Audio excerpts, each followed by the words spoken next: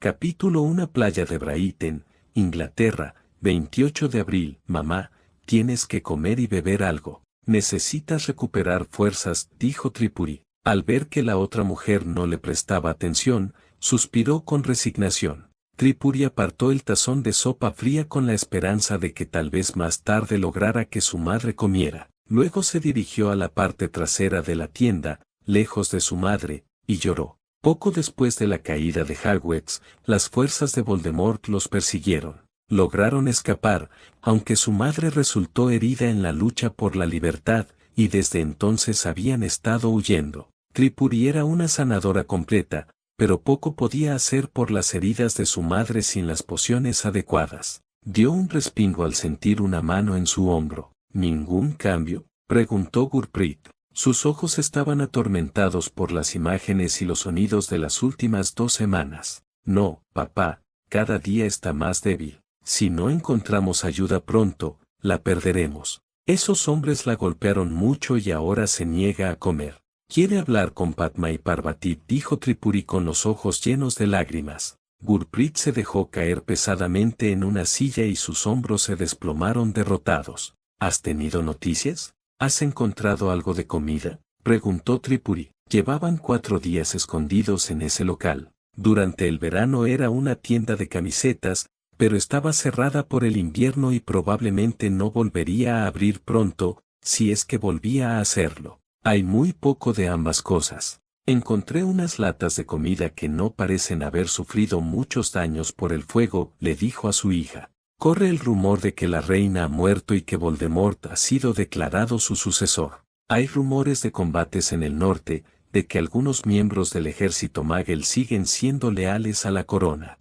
Entre los magos, los rumores son aún más extraños. Se rumorea que llegan extranjeros que aceptan la marca para servir al Señor Oscuro. Dicen que a quien la acepte se le dará de comer y se le cuidará. La red de radio británica ha desaparecido, pero algunos dicen que aún pueden oír las emisoras de Francia e Irlanda. Gurprit, ¿eres tú?, preguntó una voz temblorosa. Gurprit se puso de pie de un salto y caminó rápidamente hacia su esposa. Estichach, Misaila, debes descansar. Debes conservar tus fuerzas, le dijo, arrodillándose junto a ella. Sayla sonrió a su esposo, con quien llevaba 40 años casada. Sé que mi tiempo se acaba, cariño. Quiero escribir una carta para enviársela a Padma y Parvati, dijo. Gurprit miró de reojo a Tripuri, quien negó con la cabeza. Al parecer, su esposa estaba tan desorientada que había olvidado que Padma y Parvati habían muerto cuando cayó Hogwarts. Se secó las lágrimas y, sonriendo, tomó un trozo de papel y sacó un lápiz Magel del bolsillo. Dime lo que quieres decir. El búho de Tripuri recogerá la carta cuando esté lista, dijo con dulzura, conteniendo las lágrimas. 1 hora después, tras una larga espera, Gurprit le ofreció el periódico al búho de Tripuri. El pequeño pájaro gris lo miró un instante y luego hizo algo totalmente inesperado, le arrebató el periódico a Gurprit y salió del edificio por una ventana rota. Padre e hija intercambiaron miradas de asombro. El búho no habría aceptado la carta si las niñas hubieran muerto. Ambos vieron cómo el punto se perdía en el cielo gris y supieron que, después de todo, aún había esperanza. Reacciones. La caída de Gran Bretaña conmocionó al mundo. Durante varios días, el mundo estuvo al borde de un colapso financiero global, tras el desplome de la libra esterlina. El euro perdió más del 80% de su valor al comprender la pérdida de una de las economías más poderosas de la Unión Europea. El dólar y el yen se dispararon en respuesta a la pérdida. Se ganaron y se perdieron fortunas en cuestión de horas, mientras los mercados fluctuaban cientos de puntos. La avalancha de refugiados procedentes de Gran Bretaña, que en su día fue una ola imparable, inexplicablemente se ralentizó y luego se detuvo. Las noticias procedentes de la isla se redujeron a un goteo, principalmente informes de disturbios y desastres. Los sobrevuelos de aviones de reconocimiento y satélites mostraban las ciudades de Manchester, Londres, Aberdeen y Leeds en llamas, y no había indicios de intentos organizados para controlar los incendios. Para añadir más confusión, Las fuerzas navales que patrullaban aguas británicas informaban de una cortina de energía visible y desconocida, a una distancia media de entre 10 y 15 millas de la costa, que rodeaba la isla. Los gobiernos clasificaron inmediatamente la información y se impuso un apagón informativo total a las fuerzas navales. Esto evitó que se filtrara más información sobre la cortina, pero también dejó a los distintos gobiernos con el problema de que cientos o miles de marineros conocían el extraño fenómeno. La noche en que apareció el telón, gran parte de Europa sufrió apagones y cortes de luz, mientras que el norte de Europa disfrutó de un impresionante espectáculo de auroras boreales. Los gobiernos Muggles intentaron explicar el extraño fenómeno como una confluencia de un intenso viento solar que impactó una zona específica de la atmósfera, provocando una aurora boreal localizada y la interrupción de las redes eléctricas locales.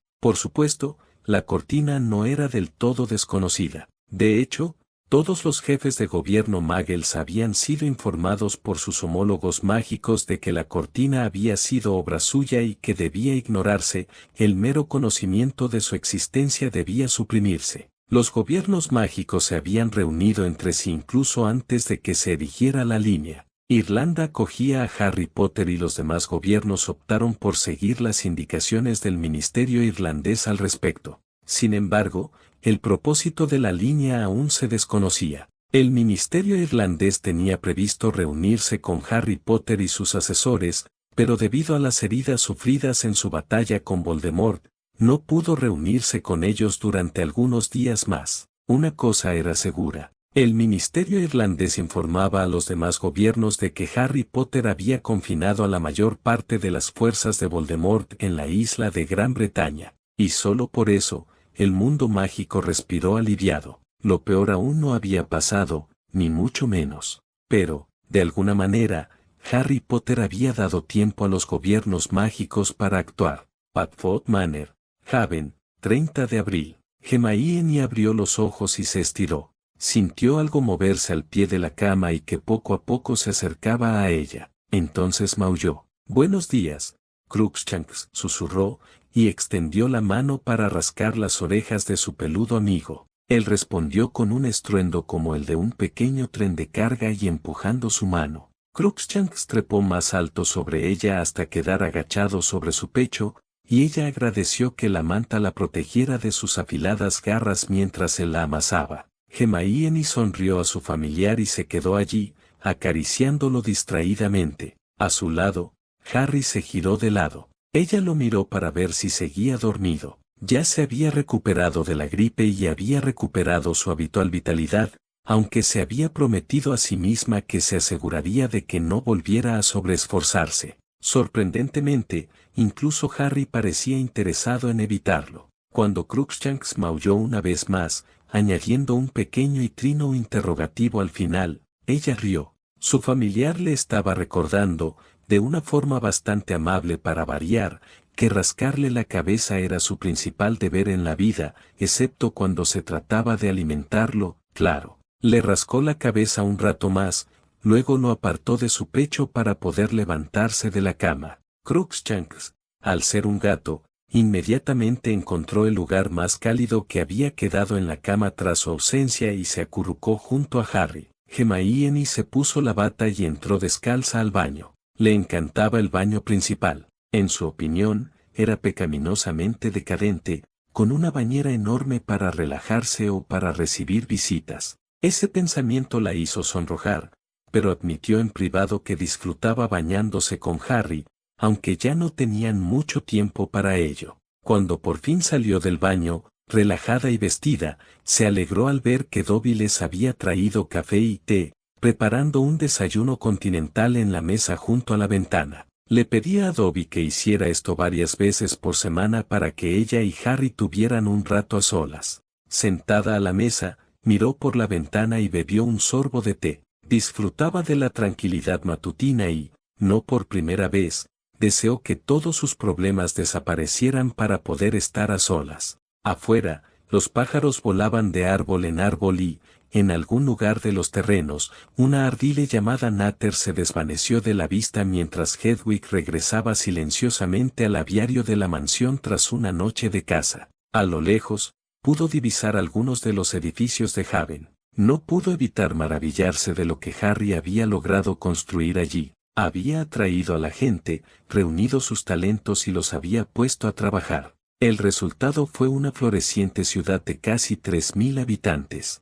Harry suspiró en la cama y extendió la mano hacia ella. Ella sonrió, observándolo desde su silla junto a la ventana. Pronto despertará, pensó. En cuanto intentó alcanzarla y descubrió que no estaba, despertó buscándola. Las primeras veces que lo hizo, ella se había sobresaltado, pero ahora le resultaba extrañamente reconfortante. Tras haber pasado la mayor parte de su vida durmiendo sola, se había acostumbrado rápidamente a tenerlo en la cama con ella y ahora lo necesitaba a su lado para dormir cómodamente tanto como él la necesitaba a ella. Mientras tomaba su té matutino, hojeó distraídamente los pergaminos sobre la mesa. Se había encargado de controlar el tiempo de Harry, asegurándose de que no volviera a sobrecargarse. Hoy tenía una reunión con los irlandeses. También tenía programada una sesión por la tarde con Remus y Miles. Ella sonrió mirando su taza mientras Harry gemía y se levantaba de la cama. Crookshank se movió de inmediato a su lugar favorito. Se acercó a donde ella estaba sentada y le dio un beso en la coronilla antes de ir al baño. En cierto modo, era muy predecible. La besaba todas las mañanas antes que nada, y luego comenzaba su día. Un rato después salió del baño y, con los dientes ya cepillados, le dio un beso como es debido. Luego, se sirvió una taza de café y se sentó. Un beso con sabor a té y mermelada, comentó. Hermione puso los ojos en blanco. ¿Qué esperabas cuando me besas así y estoy en medio del desayuno?, preguntó con sarcasmo. Lo que siempre espero, respondió con una sonrisa. Siempre tienes un sabor delicioso. Él rió suavemente cuando su insinuación la tomó por sorpresa. Ella se sonrojó y luego le dio una palmada leve, riendo con él. No pudo evitar maravillarse de cuánto había cambiado en el último año. Qué diferente era de aquel niño enfermo de principios del verano pasado. Ahora estaba sentado a su lado, un hombre poderoso y seguro de sí mismo. No lo admitiría en público, pero a veces incluso a ella la intimidaba. Los acontecimientos de las últimas semanas en Hogwarts habían supuesto un punto de inflexión para él. Había salido fortalecido, más maduro, convertido en un líder. Su actitud era tranquila y segura, y su forma de ser inspiraba confianza en los demás. A ella le gustaba este Harry. Era el Harry en el que siempre supo que se convertiría. El antiguo Harry, inseguro, seguía ahí y se dejaba ver de vez en cuando, pero estaba afrontando sus desafíos con gran enterace. ¿Aún no hay nada en juego?, le preguntó ella. No fue un tic, pero tampoco lo esperaba todavía. Hermione frunció el ceño. ¿Crees que lo sabe y que tiene alguna forma de sortearlo? Ni hablar, aunque creo que sé lo que está pasando. ¿Recuerdas cuántos mortífagos tenía cuando atacó Hogwarts? Sí, lo recuerdo, dijo en voz baja, intentando reprimir el recuerdo de una de las noches más aterradoras de su vida. Eran alrededor de las 300.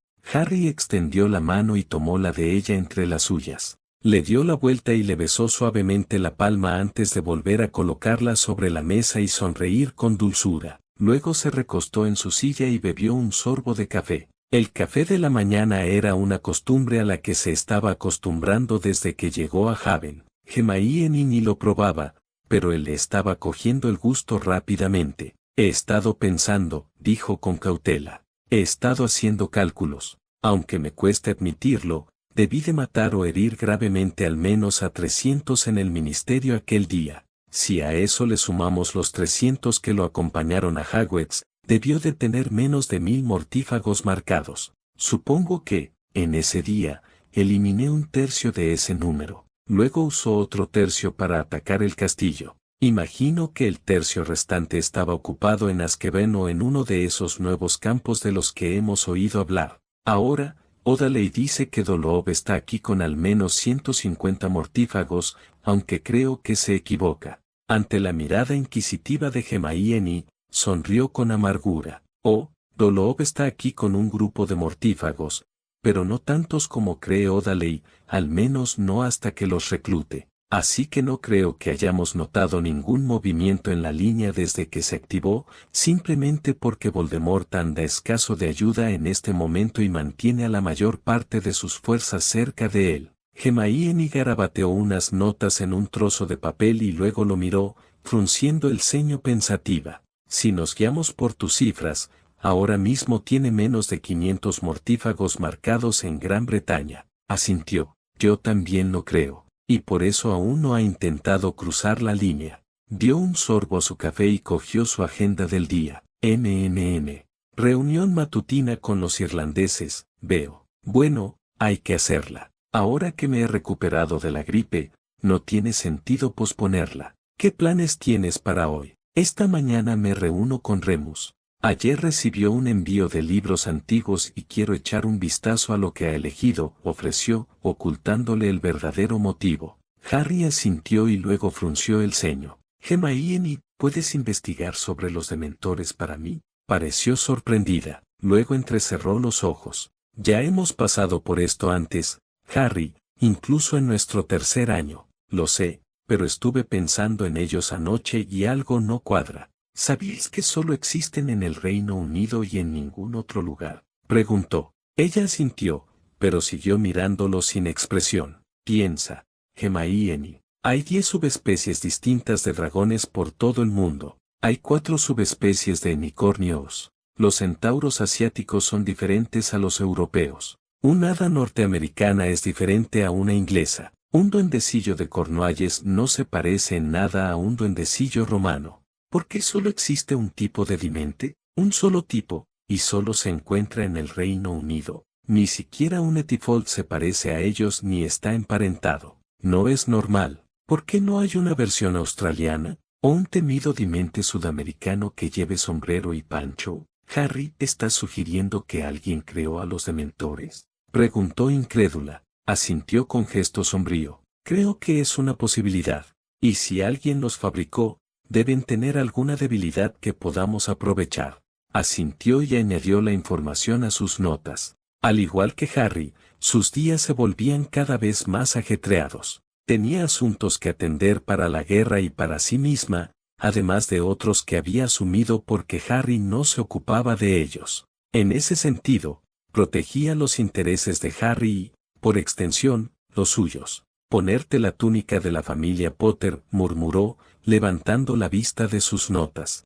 Harry frunció el ceño. Se había puesto unos vaqueros y una camiseta. Claro que ya había decidido que llevar una camiseta que dijera, enjaulé a Voldemort, pregúntame cómo, sería inapropiado para reunirse con el ministro de magia. A regañadientes, asintió. Un instante después, Dobby apareció y extendió su túnica de gala sobre la cama.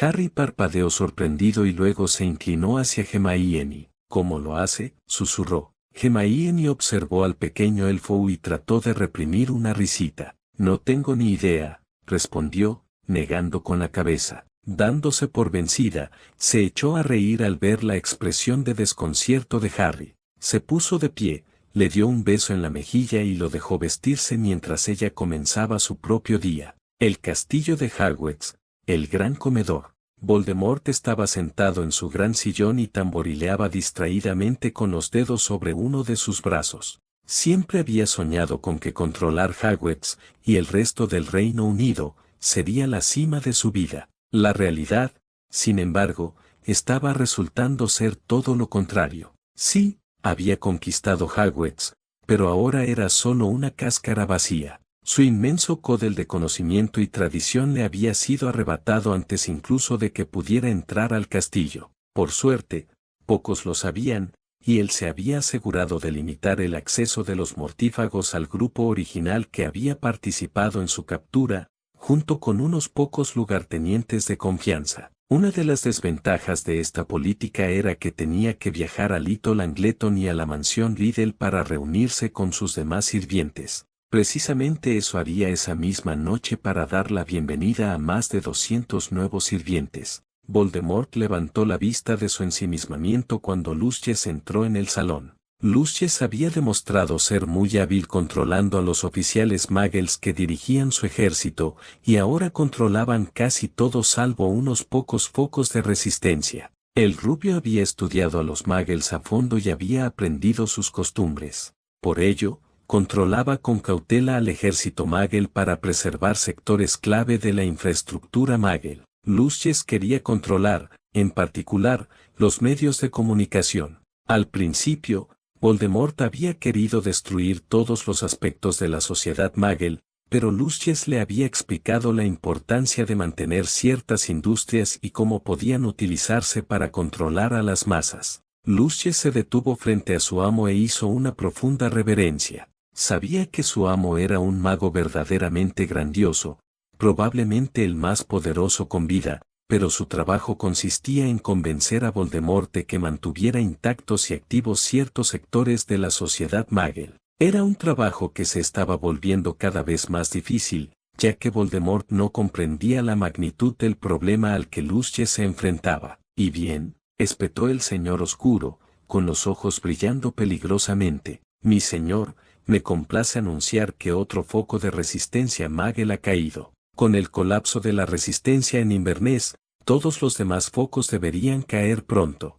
La mayoría recibía órdenes de los restos del mando del ejército británico que habían resistido en Inverness. El brigadier Worthington está preocupado por posibles insurgencias en este momento y tiene informes de crecientes actos de sabotaje. Hemos logrado preservar grandes secciones de las instalaciones de medios de comunicación, así como las instalaciones eléctricas. Worthington todavía cree que está haciendo esto por el rey y la patria, dijo Lucius con una sonrisa burlona, ya que ahora cree que Voldemort primero es el rey legítimo del Reino Unido. Voldemort dejó que una leve sonrisa se dibujara en sus tensos labios, luego frunció el ceño de nuevo. «Dime otra vez por qué estamos conservando tantas vidas muggles. ¿Por qué no los ponemos a trabajar hasta que mueran o los matamos directamente?» Lucius reprimió un suspiro. Era un debate constante y necesitaba hacerle comprender a su amo la importancia de los muggles. «Mi señor,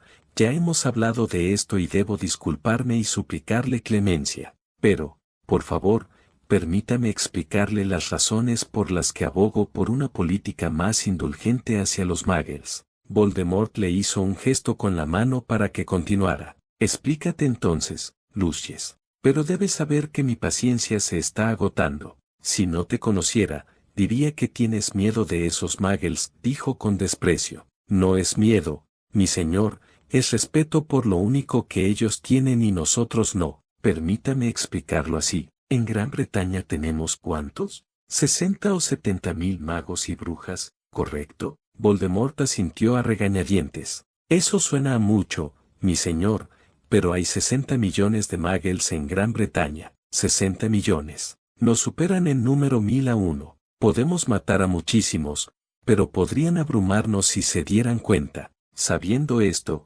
intento mantener unidas a aquellas partes de la sociedad muggle que pueden ayudar a controlar a las masas. No dudo de su capacidad para reducir su población a niveles más manejables, especialmente cuando comprenda el problema al que me enfrento, pero llevará tiempo. Hasta que lo consigamos, sin embargo, debemos controlarlos». Voldemort se recostó en su silla mientras asimilaba la idea. «Muy bien, Lucius, entiendo tu punto. Haz lo que tengas que hacer, pero mantén a los muggles bajo control. Mientras tanto, ¿qué otras noticias tienes para mí? Mi señor, Antonin le ruega que le diga si puede liberar a algunos de los irlandeses que le ha enviado para que pueda devolverle a algunos de sus otros sirvientes». Voldemort tomó un pergamino de una mesa cercana a su silla. «Hay unos 20 irlandeses que se someterán a la marca esta noche. Una vez marcados, los liberaré y él podrá devolverme a los 20. Envíale una lechuza para informarle de este cambio». Lucio hizo una reverencia y retrocedió. «Se hará como usted ordene, mi señor». La mansión de Padfoot, el estudio personal de Harry. Harry, Amelia Bones y Arthur Weasley se pusieron de pie cuando Michael Odaley y Broogan Mallory entraron en el estudio. El estudio, con sus cómodas sillas de respaldo alto y su ambiente tranquilo, era un lugar excelente para conversar. «Ministro, es un placer conocerle finalmente», dijo Harry, sonriendo y extendiendo la mano. Y yo puedo decir lo mismo, señor Potter. Es un honor también, respondió Mallory, tomando la mano que Harry le ofrecía y estrechándola. Harry le sonrió a Audley mientras les indicaba a ambos que se sentaran en las sillas. El hombre había estado pasando bastante tiempo en Padfoot la semana pasada. Ministro, le pido disculpas por no haber podido reunirme con usted antes, comenzó Harry mientras se sentaba. Mallory lo detuvo levantando una mano. No hace falta que se disculpe, señor Potter. Michael me informó del motivo del retraso, y desde luego no voy a ser tan descortés como para culpar a alguien por estar enfermo. Harry se sintió aliviado. Los políticos eran personas notoriamente extrañas y no estaba seguro de qué esperar de aquel hombre. Al fin y al cabo, su mejor experiencia con ese tipo de mago había sido su encuentro con Cornelius Fudge. El principal motivo por el que solicité esta reunión, señor Potter, era para hablar con usted sobre Voldemort y lo que ha estado haciendo. ¿Ha explicado Michael lo de la línea, señor?, preguntó Harry. Mencionó algo, pero, para ser sincera, pensé que te había entendido mal. Protegiendo a todo un país. Eso es precisamente lo que he hecho, señor. Ahora existe una línea de muerte que se extiende unos 15.000 kilómetros alrededor de la isla. ¿Una línea de muerte?, preguntó Mallory incrédula. Precisamente eso, ministro. La línea, que es visible, matará a cualquiera que lleve la marca de Voldemort. Así que puede consolarse con el hecho de que, si bien puede traer gente a Gran Bretaña y marcarla, es incapaz de enviarla fuera del país. ¿Entonces está vinculado a la marca tenebrosa?, preguntó Mallory. Harry esbozó una leve sonrisa. No, señor, si solo se tratara de la marca tenebrosa, se habría visto obligado a dejar de marcar a su gente. La línea tiene doble protección. Si llevas la marca tenebrosa y la cruzas, mueres. Si no la llevas, pero tienes una aura negra, llegas a tu destino muy enfermo y necesitado de una poción que solo los sanadores de refugio saben preparar. No queremos que Voldemort envíe tropas sin marcar fuera de Gran Bretaña. Si un mortífago sin marcar llega y se siente al borde de la muerte, buscará la ayuda de un Sánede y lo encontraremos. Como bien saben, las auras no son un buen indicador de bondad o maldad, sino más bien de la susceptibilidad a la tentación. Pero, según entiendo,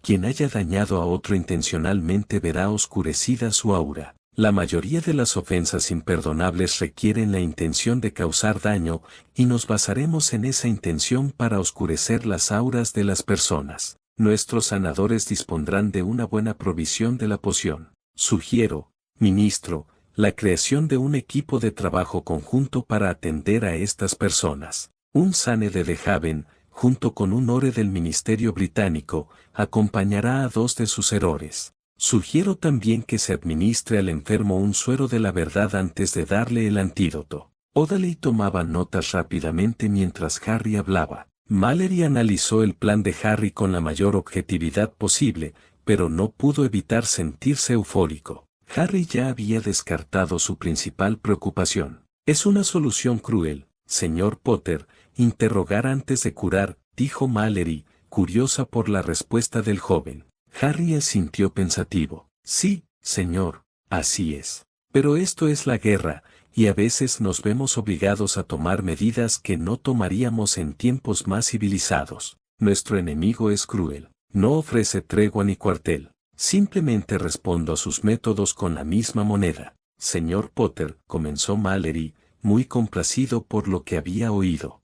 Harry podrá ser joven, pero sin duda estaba librando una guerra de hombres. Por favor, ministro, llámeme Harry, interrumpió en voz baja. La sonrisa de Mallory se ensanchó. Muy bien, Harry, creo que podemos lograrlo. Avisaré a los demás ministerios, pero creo que es un acuerdo viable. Sin embargo, me gustaría hacer públicos algunos detalles sobre la protección que has implementado. Es comprensible que mi gente esté nerviosa, dada la cercanía de Voldemort y de Gran Bretaña.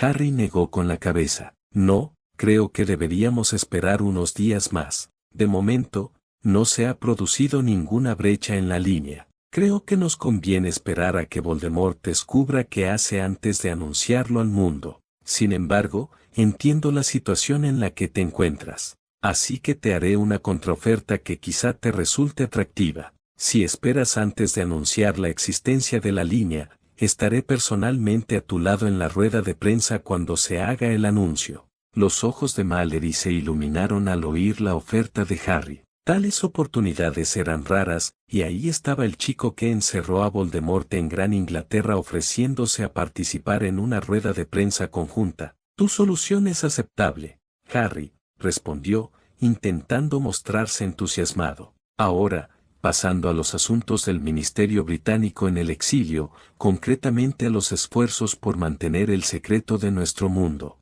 Publicaciones del Ministerio de Magia de Irlanda, Oficina del Búho. El pequeño búho gris voló a través de la ventana abierta y se dirigió directamente a un escritorio especial que había sido instalado 2 días antes. El empleado alzó la vista con preocupación. El pájaro parecía exhausto. Hola, chica. Déjame recoger tu carta y enviarla, y luego te atenderemos. Puedes descansar antes de que tengas que partir de nuevo. El pequeño búho ululó exhausto y ofreció la carta. El empleado retiró la carta del ave, la apartó y luego llevó al búho, ya cansado, a una percha donde pudiera descansar. Después, escogió otra ave de un grupo especial dispuesto precisamente para este fin. Examinó brevemente la carta sin sellar, frunciendo el ceño, y se la dio a la lechuza recién llegada. Ruta prioritaria a refugio, le dijo antes de lanzarla al aire. La lechuza dio 1, 2 vueltas,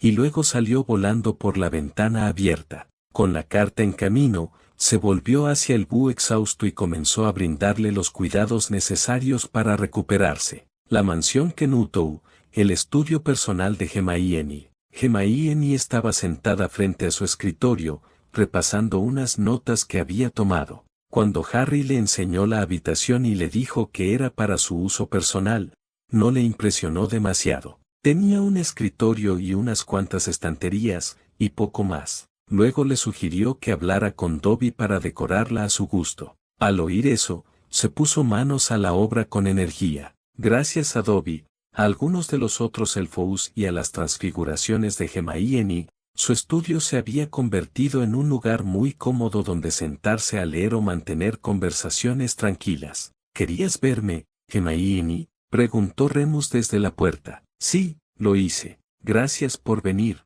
Remus. Me encuentro en una situación difícil y no sé qué hacer al respecto, respondió, haciendo un gesto a su antiguo profesor para que tomara asiento. Ah, sí, bueno, si me dices cuál es el problema, quizá pueda darte algún consejo.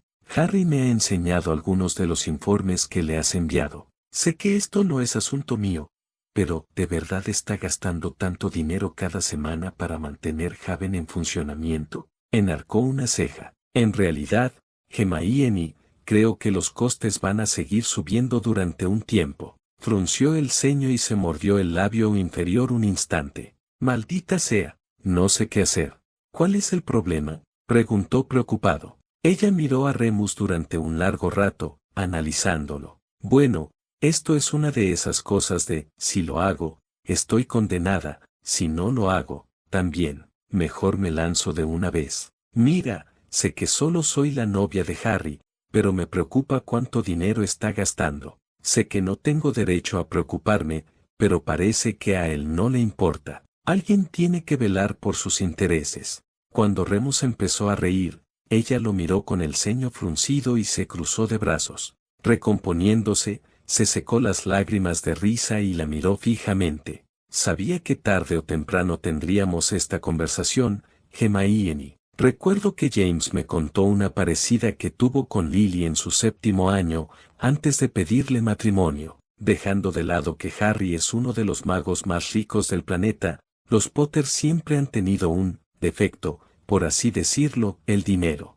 Harry, como su padre y su abuelo, regalaría su fortuna si no fuera por las mujeres de la familia. Por lo que recuerdo, los abuelos de Harry eran iguales. Los Potter parecen tener un don para aumentar la fortuna familiar sin apenas esfuerzo. Como ejemplo, te pongo el dinero que recibió de los duendes por advertirles de los problemas que se avecinaban. En fin, como decía, Los Potter aumentan la fortuna sin pensarlo mucho, y las Potter se aseguran de que la fortuna esté ahí para la familia. Entiendo que te dé vergüenza, pero no creo que seas una interesada. Al contrario, estás protegiendo tu inversión para que tus hijos estén bien cuidados. Soltó una risita cuando ella se sonrojó al oír la palabra hijos. Hermione se recostó en su silla con alivio. Entonces, ¿cuál es la solución, Remus? ¿Cómo hacemos todo lo que tenemos que hacer y nos aseguramos de que Harry no se arruine en el proceso? Puedo contarles un poco de lo que he hecho hasta ahora,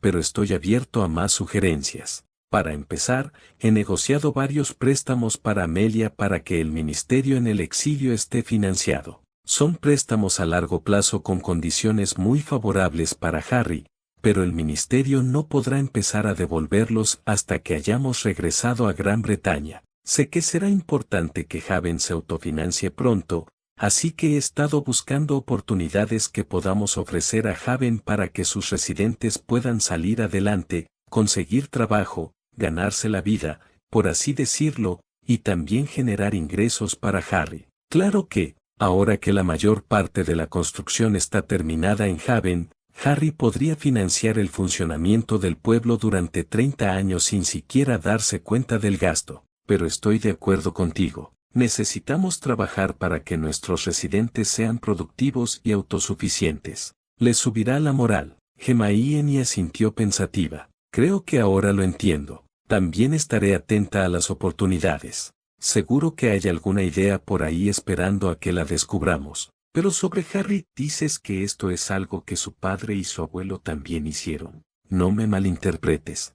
Harry no hace esto porque sus padres lo hicieran. En el caso de Harry, simplemente no tiene ni idea de cómo manejar su fortuna. Está intentando aprender, pero entre eso y todo lo demás, ¿qué crees que dejará pasar? Hizo una mueca. Sí, él lo consideraría sin importancia, a pesar del bien que ha hecho con ello. Él asintió con la cabeza y luego levantó la vista cuando Dan y Emma entraron en la habitación. Gracias por tu tiempo, Remus, dijo Hermione. Ha sido una conversación muy instructiva. Estaré atenta a lo que hemos hablado. Remus se puso de pie y sonrió a Dan y Emma mientras entraban en la habitación. Hermione les impartía varias horas de instrucción en aritmancia y runas cada mañana, y por las tardes Harry les daba clases de encantamientos y defensa personal. Iban al colegio para recibir clases de pociones y transformaciones, pero Harry había insistido en enseñarles defensa personal y, dado que muchos encantamientos eran útiles en esa materia, combinó ambas asignaturas. Hermione sonrió a sus padres, especialmente a su padre. Desde que Harry había potenciado sus núcleos, había pasado horas aprendiendo hechizos y practicando. Emma estaba mucho más avanzada en teoría, pero Dan dominaba la práctica a la perfección. Hermione, mira esto, exclamó Dan, blandiendo su varita con un gesto teatral. Sibelipes, canturreó, y apuntó con su varita al escritorio de Hermione. Se oyó un chasquido y un conejo blanco apareció sobre el escritorio. Hermione miró a su padre y sonrió. Para sus adentros, se preguntó por qué Harry le habría enseñado un hechizo tan inútil. Se oyó otro chasquido y apareció otro conejo, luego otro y otro, y otro. Los ojos de Hermione se abrieron de par en par al darse cuenta de que Harry le había dado a su padre un hechizo de bucle abierto que se repetiría eternamente, y buscó a tienta su varita, ahora enterrada bajo el escritorio cubierto de conejos. Emma estaba sentada en su silla riendo entre dientes y Dan se reía al ver la cara de Hermione. Al no encontrar su varita, cogió su bastón. Faina et incantatum. Los chasquidos cesaron, pero los conejos seguían ahí. Los ahuyentó y se giró para ver a sus padres abrazados, riendo a carcajadas. Dejando su bastón a mano, enfundó su varita y se dirigió a sus alumnos, que la miraban con picardía. Bueno, veo que Harry ha estado ocupado otra vez. Creo que tendré que hablar un rato con él, dijo Hermione con enfado. Ay, cariño, no te enfades con Harry. Se está esforzando mucho por mantenernos entretenidos, pero está en una situación incómoda. Somos mucho mayores que él y nos ve como tus padres. Por cada hechizo que aprendemos con éxito bajo su tutela, nos enseña otro divertido. Creí que se aprende mejor si hay algo de diversión de por medio, dijo Dan con una sonrisa. Hermione miró a la pareja con recelo. ¿Así que os está enseñando hechizos útiles y divertidos? ¿Qué clase de hechizos divertidos?, preguntó. Dan y Emma se miraron un instante. Bueno, el hechizo de las luces de hadas fue divertido, comentó Emma, y el hechizo para colorear la habitación también. Y luego estuvo la noche en vela. Esa fue bastante entretenida, dijo Dan con una sonrisa burlona. Emma se sonrojó y rió nerviosamente. Miró a sus padres boquiabierta, conmocionada. Con un gemido, se cubrió el rostro con las manos. «¿Hermione?», preguntó Emma alarmada. Miró fijamente a su madre, luego se volvió hacia su padre, con el rostro enrojecido. «¿Nos disculpas, papá? Necesito hablar con mamá y enseñarle algunos hechizos que no creo que te interesen. Remus está por aquí, ¿por qué no vas a buscarlo?». Dan miró a su hija y supo que algo la preocupaba. Esto representaba un cambio radical de roles entre ambos. Con expresión de desconcierto, se levantó y salió de la habitación sin decir nada. Hermione lo vio marcharse y luego se volvió hacia su madre, murmurando: «Voy a matar a mi novio». Nadie debería tener que darles esta charla a sus padres. Ignoró el jadeo de Emma mientras intentaba averiguar cómo proceder. «Mamá, hay muchos hechizos sexuales que las brujas y los magos pueden usar para mejorar la experiencia. Desafortunadamente, la mayoría de ellos también tienen efectos secundarios que aumentan la potencia y la fertilidad, a veces hasta el punto de ser más eficaces que los métodos anticonceptivos muggles». Emma se sonrojó un poco, pero la interrumpió antes de que su hija pudiera continuar. «Cariño, Harry también le enseñó a tu padre varios hechizos anticonceptivos. De hecho, fue una de las primeras cosas que le enseñó. No pudo enseñarme los hechizos que usan las mujeres porque no los conocía». Hermione suspiró aliviada y se enderezó en la silla. «Puedo enseñártelas, mamá. No son difíciles». Emma sintió, pero su mirada se clavó en Hermione. «He hablado con Minerva y me explicó que, gracias al don que nos dio Harry, podría tener hijos hasta los 80. ¿Te preocupa la idea de que algún día puedas tener un hermano o una hermana? Tu padre y yo hablamos con Donnie sobre esto. Tuve un parto muy complicado y por eso no intentamos tener otro hijo, pero Donnie nos asegura que no habría ningún peligro si quisiéramos intentarlo de nuevo». Hermione frunció el ceño y bajó la mirada a sus manos sobre el escritorio. «Supongo que sí, mamá. Toda mi vida os he tenido a ti y a papá para mí sola. No sé por qué, pero la idea de compartiros me inquieta un poco. Nosotros sentimos lo mismo al tener que compartirte con Harry. Y eso sin mencionar que Dan y yo adoramos a ese chico. No digo que estemos intentando tener más hijos, pero creo que debes afrontar esa posibilidad,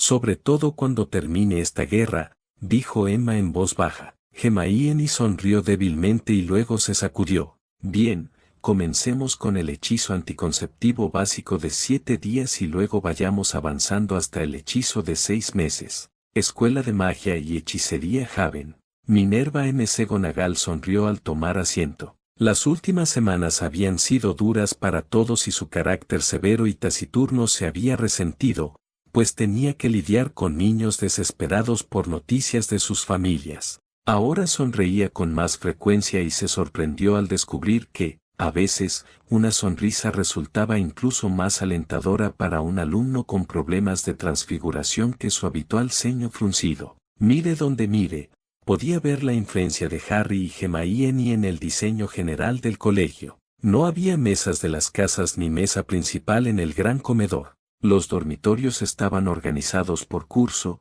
no por casa. La biblioteca era enorme. Incluso después de guardar todos los libros, quedaban decenas de estantes vacíos. Grandes ventanales dejaban entrar mucha luz natural, y Hermione había creado lo que ella llamaba un rincón de estudio. Básicamente, era un escritorio rodeado por 3 lados por paneles divisorios, donde los estudiantes podían trabajar tranquilamente sin molestar a los que estaban a su lado. 3 días antes, Minerva había mostrado la escuela a los representantes del Ministerio de Educación y Certificación de Irlanda, quienes quedaron muy impresionados. La escuela combinaba un estilo ultramoderno con la decoración medieval de Hogwarts. Minerva se alegró mucho cuando le expidieron los certificados a todo su personal en función de su experiencia. Los puestos de defensa contra las artes oscuras y pociones aún estaban ocupados por profesores suplentes, pero los del ministerio le dijeron que le enviarían una lista de candidatos para que la revisara.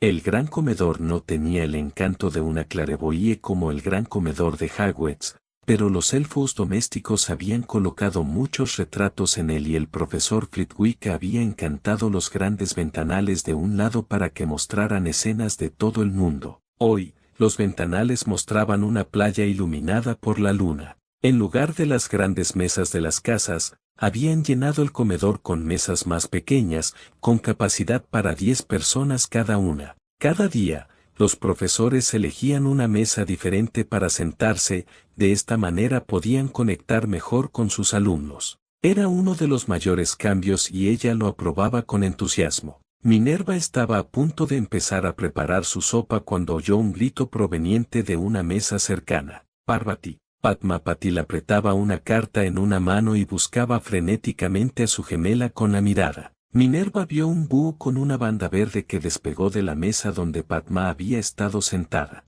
La banda verde indicaba que era uno de los búhos del ministerio irlandés encargados de entregar el correo a Haven. Phyllis Flitwick y Minerva convergieron sobre la afligida Ravenclaw desde dos direcciones diferentes. Por favor, profesora, tenemos que hacer algo. Todavía están vivos, dijo Padma, llorando en brazos de la directora. Soltó la carta y ésta cayó al suelo. Phyllis la recogió justo cuando Parvati entró corriendo en el gran salón. Había percibido la confusión y el miedo de su gemela y había acudido corriendo. Minerva miró a Phyllis, arqueando una ceja en señal de pregunta. Escaneó la carta, frunció el ceño y luego la leyó en voz alta. Mis queridas hijas.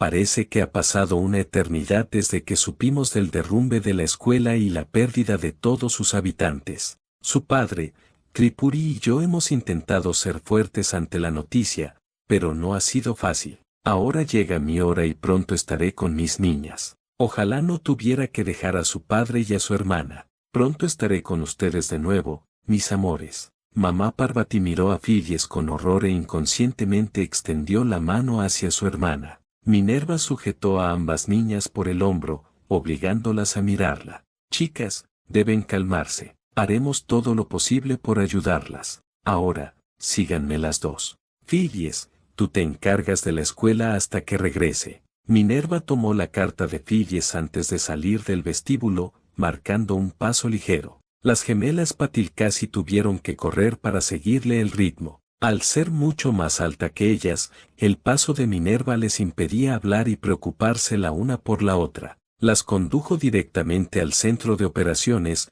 un edificio que ninguna de las dos había visitado antes. Al entrar, las guió por una larga escalera que terminaba en un pasillo. Luego llamó a una puerta y esperó antes de entrar. Venid. Miles Picketen alzó la vista y esbozó una sonrisa complacida al ver entrar a Minerva en la habitación. Su sonrisa se desvaneció un poco cuando las dos chicas la siguieron, pero su curiosidad se despertó de inmediato. Minerva, Miles, quiero presentarte a Padma y Parvati Patil. Acaban de recibir una carta de sus padres, dijo Minerva, entregándole la carta a Miles. Señoras, les presento a Miles Picketen. Él es el hombre que intentará mejorar las cosas para ambas. Frunció el ceño mientras leía la carta. Luego salió de la habitación un momento. Cuando regresó, venía acompañado de varias personas. ¿Estamos seguros de que esta carta es auténtica?, preguntó. Padma asintió enérgicamente. Esa es la letra de mi padre, dijo Parvati. Miles entregó la carta a una de las personas que había traído consigo a la habitación. ¿Entregado por Lechuza esta mañana?, preguntó el hombre. Miles asintió. La madre está obviamente enferma o herida. Necesitaremos un Saned en el equipo, dijo el hombre, y luego le entregó la carta a la mujer que estaba a su lado. La mujer ni siquiera le echó un vistazo. Sin embargo, le lanzó un hechizo. Playa de Brighton, murmuró. No puedo precisar más.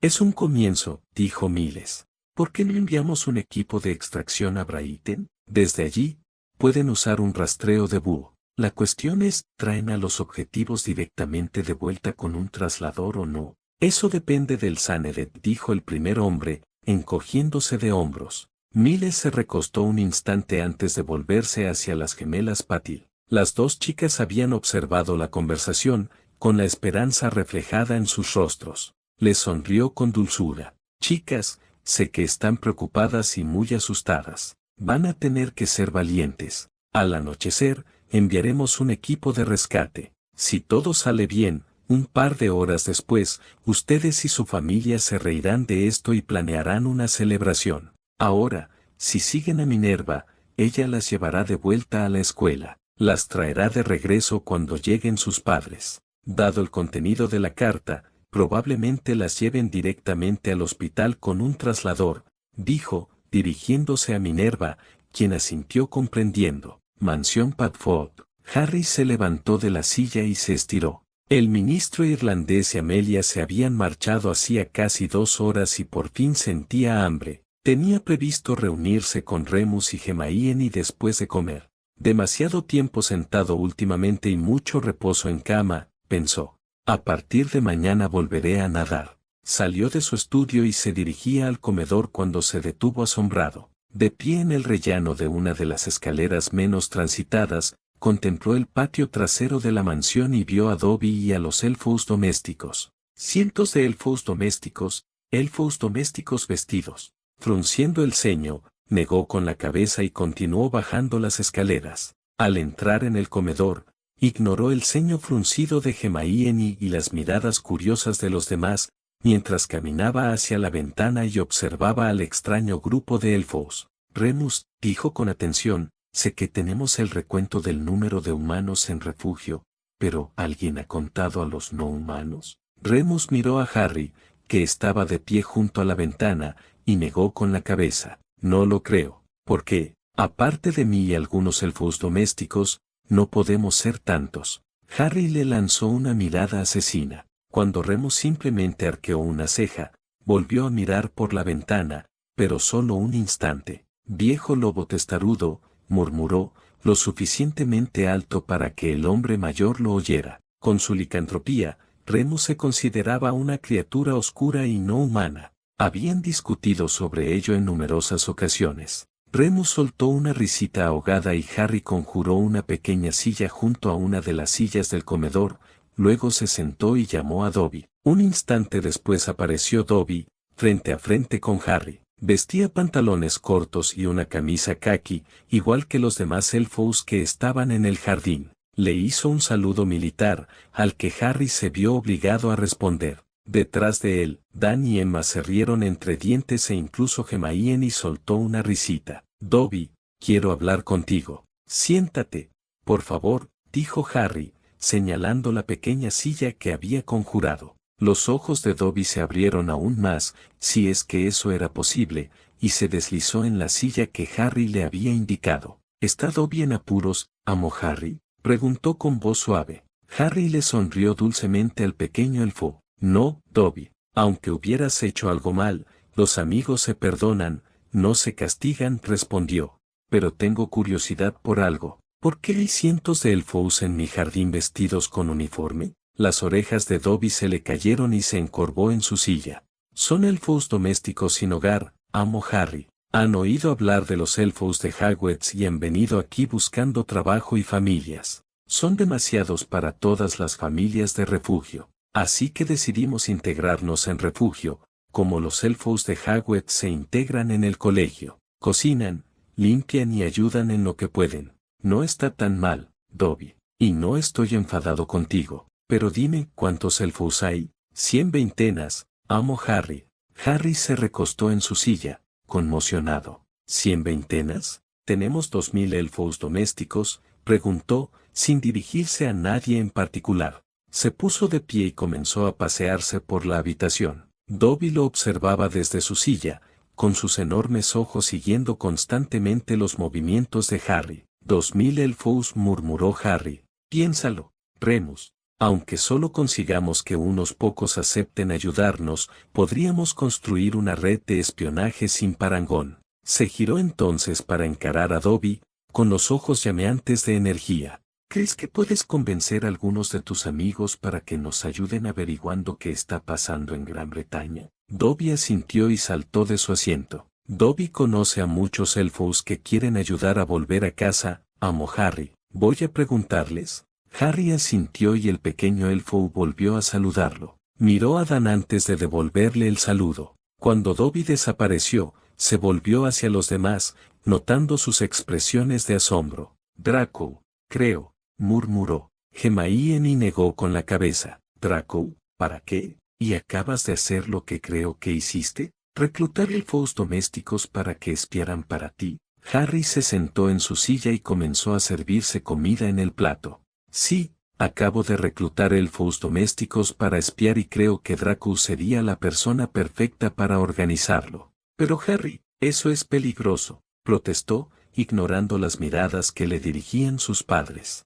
Harry se puso de pie y la miró con el ceño fruncido. Sé que es peligroso, y sé que es muy probable que algunos resulten heridos o muertos en el proceso. Pero esto es la guerra, Hermione. He enviado a decenas de personas a Gran Bretaña cada noche para rescatar a gente. Fred resultó herido en uno de esos viajes. Otros 7 también han resultado heridos. Tarde o temprano, alguien morirá. Pero, Harry, ¿qué vas a decir cuando descubras que yo también cruzaré la línea? Recuerda mis palabras, puede que no lo haga esta noche, ni mañana, pero tan cierto como que el sol sale por el este, cruzaré esa línea y haré mi parte en esta lucha, dijo enfadado. No es lo mismo. Son elfos oprimidos y ¿quieres que se sacrifiquen? Preguntó acaloradamente. Es la guerra, replicó bruscamente. Usaré todos los métodos, personas y herramientas a mi alcance, incluso a mí mismo, para ganar. ¿Crees que Voldemort va a decir, oh, no les hagas eso a los pobres elfos? Claro que no, tienes que madurar. Hermione, esto no es otra de tus cruzadas idealistas, como la PEDD. Ella se estremeció, pero él ignoró el leve movimiento y continuó, tomo decisiones y les digo a los demás qué hacer, y lo odio. Pero parece que todos lo esperan de mí. ¿Crees que me gusta hacerlo? Hermione retrocedió como si él la hubiera golpeado. Harry la miró un instante más, luego dio media vuelta y salió de la habitación. Ella intentó seguirlo, pero su padre la sujetó del brazo y negó con la cabeza. Iré yo, dijo simplemente. Remus la miró fijamente, clavando sus ojos en los de ella. Me sorprendes, Hermione. Creía que tú, más que nadie, sabías por lo que estaba pasando. Su tono no dejaba lugar a dudas sobre su decepción y su enfado. Cuando palideció, Emma le puso una mano en el hombro y negó con la cabeza mirando a Remus. Miró a Emma por un momento, luego cruzó los brazos y apartó la vista de ambas. Emma miró a su hija. ¿Le has contado lo asustada que has estado, Hermione? Preguntó con dulzura. Bajó la mirada hacia la mesa, negando con la cabeza en silencio. ¿Cómo puedes esperar que te entienda si le ocultas tu miedo, querida? Quiero hacerlo, mamá, pero él tiene tantas cosas de que preocuparse, respondió en un susurro. Remus se inclinó sobre la mesa al comprender lo que había sucedido. Hermione reaccionaba por miedo por Harry y por los demás. Hermione, Harry te ama. La única vez que he visto un amor tan fuerte fue cuando vi a James y Lily juntos. Sabes que haría cualquier cosa por ayudarte, pero Harry, a pesar de todas sus buenas cualidades, a veces puede ser bastante despistado. No puedes andarte con rodeos con él. Sabes que tienes que decirle directamente lo que sientes, te dijo. Ella asintió y su expresión se ensombreció al reflexionar sobre lo que acababa de hacer. ¿Crees que debería disculparme con él? Preguntó con voz tímida. Remus se encogió de hombros. Si conozco a Harry, estará encantado de tenerte en brazos y no decir nada durante horas. Hablaré con él después de cenar esta noche, ofreció con una débil sonrisa. Fuera de la mansión, Dan alcanzó a Harry frente a la mansión. Estaba puliendo furiosamente su saeta de fuego, a pesar de que no había volado en Escove en meses. Sabes que ella te quiere, dijo Dan en voz baja. Harry dejó de pulir y miró hacia el campo. Sé que lo entiende, pero a veces creo que no comprende lo que tengo que hacer, dijo con un profundo suspiro. Oh, ella lo entiende, hijo. Créeme, lo entiende, pero tiene miedo. Y como tiene miedo, A veces dice cosas sin pensarlas primero. Es un defecto muy humano, Harry. Dan se sentó en un banco cercano. Se inclinó hacia adelante y observó a Harry atentamente. Recuerdo que cuando Hermione tenía 6 años, se interesó por la meteorología. En una semana había devorado todos los libros de meteorología de la biblioteca y nos convenció para que le compráramos algunos. Podía explicar todos los tipos de nubes y saber cuándo el tiempo iba a mejorar o empeorar solo conociendo la presión atmosférica y si estaba subiendo o bajando. Y aún así, con todo ese conocimiento, seguía corriendo a nuestra cama en mitad de la noche cuando pasaba una tormenta. Es una mujer muy inteligente y te quiere muchísimo, pero esta guerra la asusta, y Hermione siempre ha tenido problemas con el miedo, dijo, y su expresión se tornó pensativa. Es valiente cuando te defiende contra Voldemort, porque es una situación de vida o muerte, una cuestión de vida o muerte. Pero cuando hablas de cosas abstractas, como usar el Fous para espiar o ir tú mismo a Gran Bretaña, se asusta. Créeme, sabe perfectamente cómo te sientes cuando tienes que enviar a alguien a una situación de peligro. Nos lo ha explicado muchas veces. Harry inclinó la cabeza. ¿Le debo una disculpa? No, preguntó. No, en realidad no, pero si le debes a ella, y a ti mismo, tiempo para hablar y varias horas o incluso días de relajación. Ustedes dos han estado en el centro de esta guerra desde la evacuación y necesitan algo de tiempo para ustedes mismos, ofreció Dan. Harry asintió agradecido al hombre mayor. Sus roles a veces resultaban confusos, pero, a pesar de esa confusión, estaban forjando una amistad. Hablaré con ella después de cenar, ofreció con una débil sonrisa. Playa de Brighton, Inglaterra.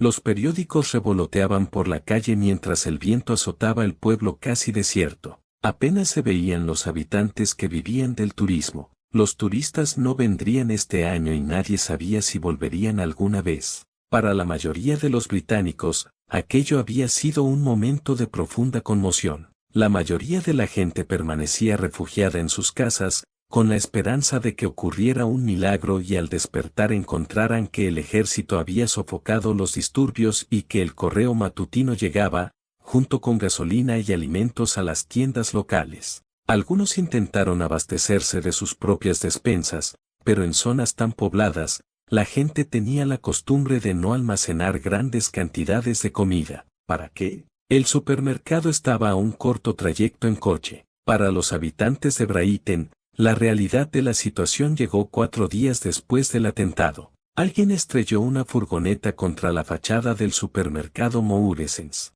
La tienda llevaba cerrada desde el apagón, 2 días después del atentado. El primer grupo de personas que llegó a la tienda fue pequeño, quizá 10. Una hora después, un centenar de personas la asediaban, saqueándola en busca de cualquier cosa que pudieran llevarse a casa para comer. En varias ocasiones durante ese día, se oyeron disparos y quedaron cuerpos sangrando en los pasillos y en el aparcamiento. Al caer la noche, alguien, tal vez molesto por no haber podido conseguir la comida gratis, prendió fuego al edificio. El edificio había dejado de fumar hacía apenas unos días. Reinaba una oscuridad y un silencio sepulcral cuando el equipo de extracción de 5 hombres se apareció en el callejón tras el antiguo supermercado. El líder del equipo se dirigió a la entrada del callejón y observó el entorno con detenimiento, mientras su segundo al mando revisaba un cristal de alta calidad.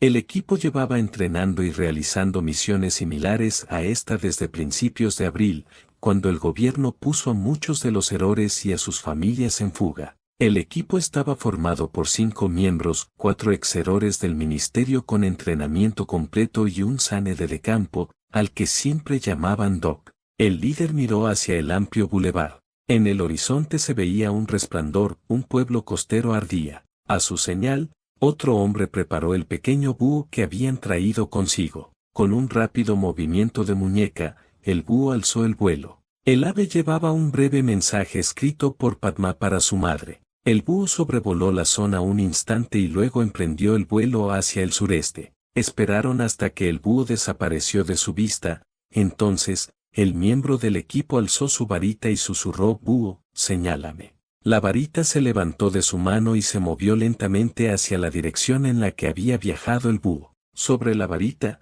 unos pequeños números brillantes indicaban 2.5, luego 2.6. El líder asintió. 2.6 kilómetros y el búho seguía en su camino. Lanzando hechizos de ilusión sobre sí mismos, el equipo se preparó para partir, siguiendo al búho. Con suerte, no tendrían que ir muy lejos. En una tienda de camisetas cerrada, a poco más de 4 kilómetros de distancia, un pequeño búho común entró volando por una ventana rota y aterrizó frente a Tripuri. Tanto ella como su padre se estremecieron de miedo al ver al búho, entonces Tripuri retiró el mensaje con mano temblorosa. Al romper el sello y desenrollar el pergamino, sintió alivio al ver que las letras brillaban levemente, facilitando su lectura en la oscuridad. Leyó la carta una vez, luego otra, y la esperanza floreció donde antes se había marchitado y muerto. Conteniendo las lágrimas, le leyó en voz alta a su padre: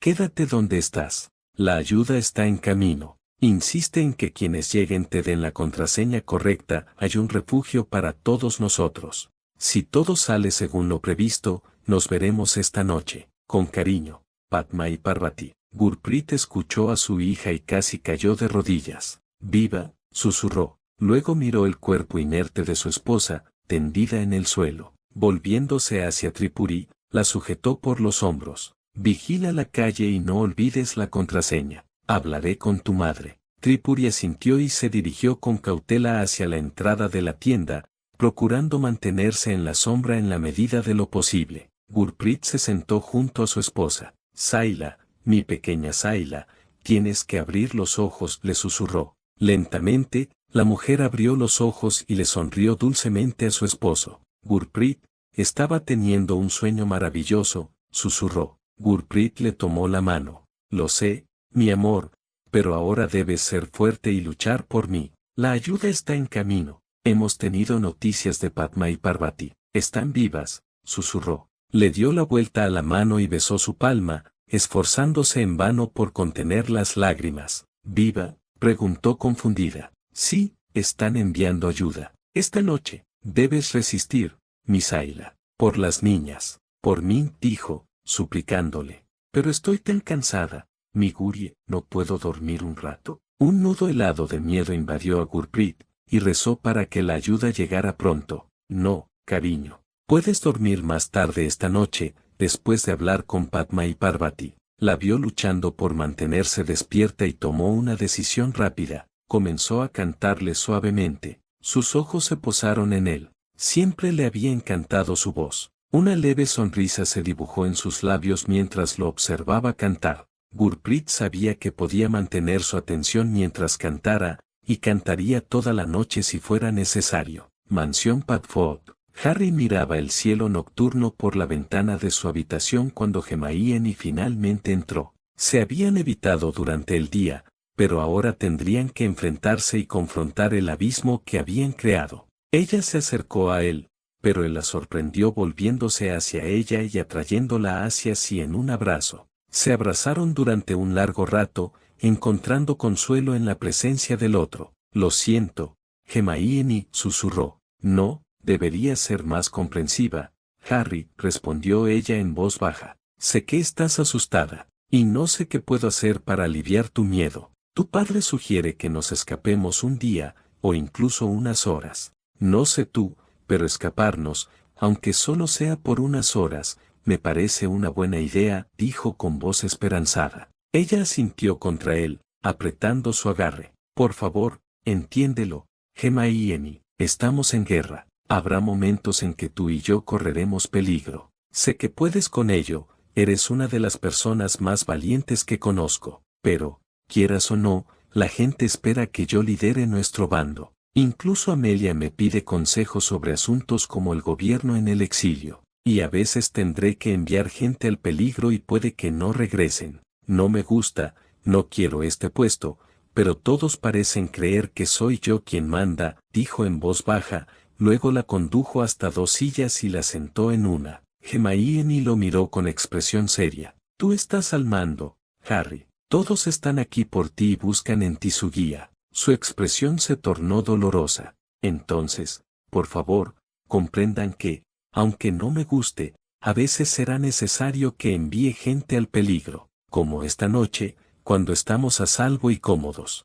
Entrecerró los ojos mientras lo miraba. ¿Qué va a pasar esta noche?, preguntó con tensión. Miles me habló de esto esta noche. Normalmente pasa por aquí para contarme sobre las operaciones que está llevando a cabo cada noche. Esta noche, un equipo intentará rescatar a los Patil, dijo con tono sombrío. La mirada de Hemaini se agudizó. Se sentía más cercana a Padma que a Parvati, a pesar de haber compartido habitación con ella durante casi 6 años. Los gemelos Patil y Lavender se habían apoyado mutuamente desde el atentado. La familia de Lavender había muerto en la explosión y los Patil creían que la suya también había desaparecido. Hoy llegó un búho con un mensaje de su madre. En él, daba a entender que se estaba muriendo y que su hija mayor y su marido estaban cerca. Pobres Padma y Parvati, susurró Hemaini. Harry asintió. El equipo de extracción no pudo obtener una ubicación precisa, así que tuvieron que aparecerse en la zona y luego usar un rastreo de búho. Miles vino a pedirme autorización para realizar la extracción. Inhaló profundamente al oír eso. Usar el rastreo de la lechuza sería como encender una señal para Voldemort y sus secuaces. La única esperanza era que sus equipos de detección y captura estuvieran ocupados en otro lugar. Se dio cuenta de que Harry había aprobado deliberadamente una misión peligrosa, poniendo en riesgo a los Patil y al equipo de extracción. Era evidente que estaba disgustado e incómodo con la decisión. Su mirada se suavizó al comprender que Harry jamás se sentiría cómodo enviando a alguien a una situación de peligro, pero lo haría de todos modos, porque debía hacerlo. Padma y Parvati deben estar desesperadas. ¿Podemos ir al centro de acogida? ¿Seguro que tienen amigos cerca?, preguntó en voz baja. Puede que la espera sea larga,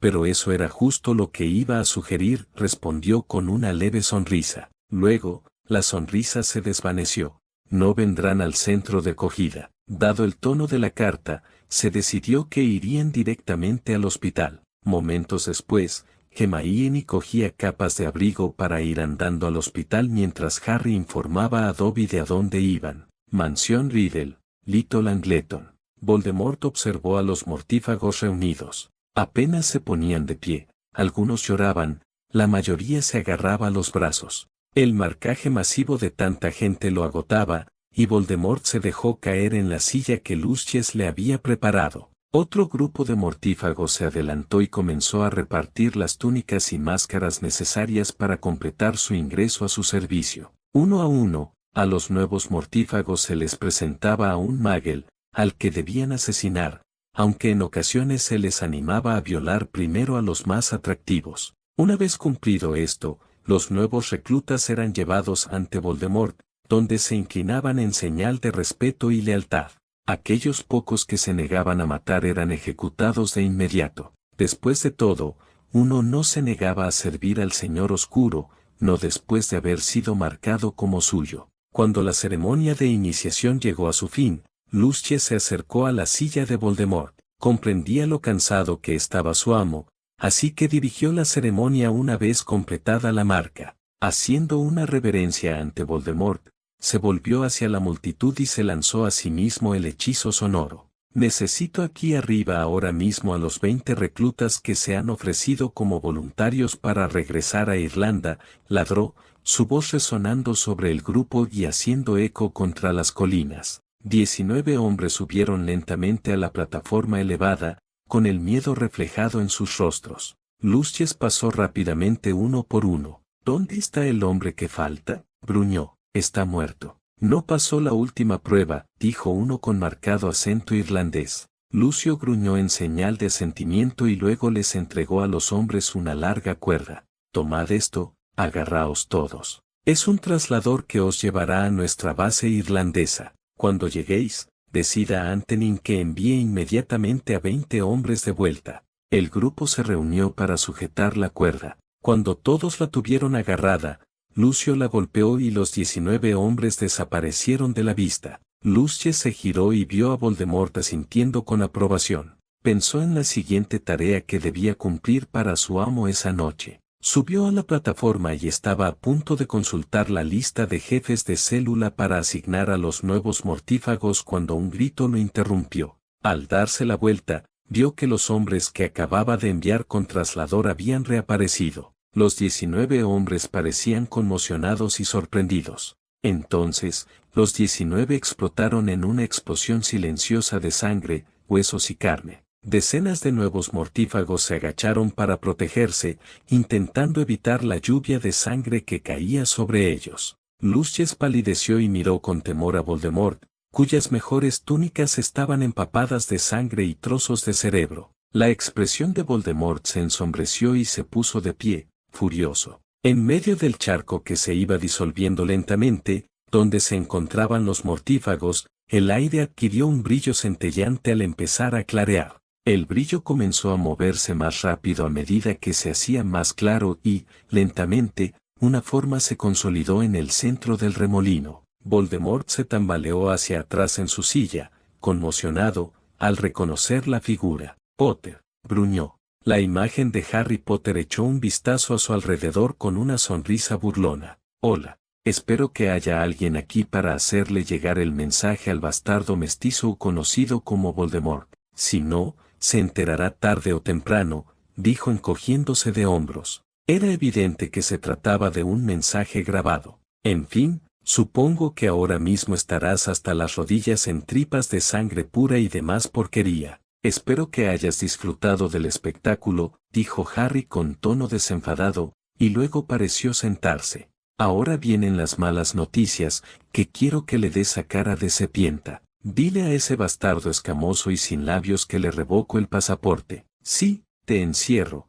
Tom Marvolo Riddle. La comunidad mágica internacional ha decidido que eres demasiado feo para viajar fuera de Gran Bretaña y Escocia, y tu pandilla de imbéciles también. Ah, y no te acomodes demasiado, Tommy. En cuanto me lo permitan, iré a por ti, dijo la imagen, y luego se desvaneció. Lucius se estremeció y se giró para mirar a Voldemort. El malvado hechicero, presa de una furia asesina, erizó sus ojos con una mirada siniestra. Al mirar a Lucius, sus fosas nasales se dilataron. Continúa con el servicio, Lucius. Volveré a casa, dijo con voz gélida, y se desapareció con un estruendo ensordecedor en un radio de 15 metros del andén. Lucio suspiró aliviado y trató de estabilizar sus manos temblorosas antes de volverse para continuar con el servicio según ordenado. Hospital Haven.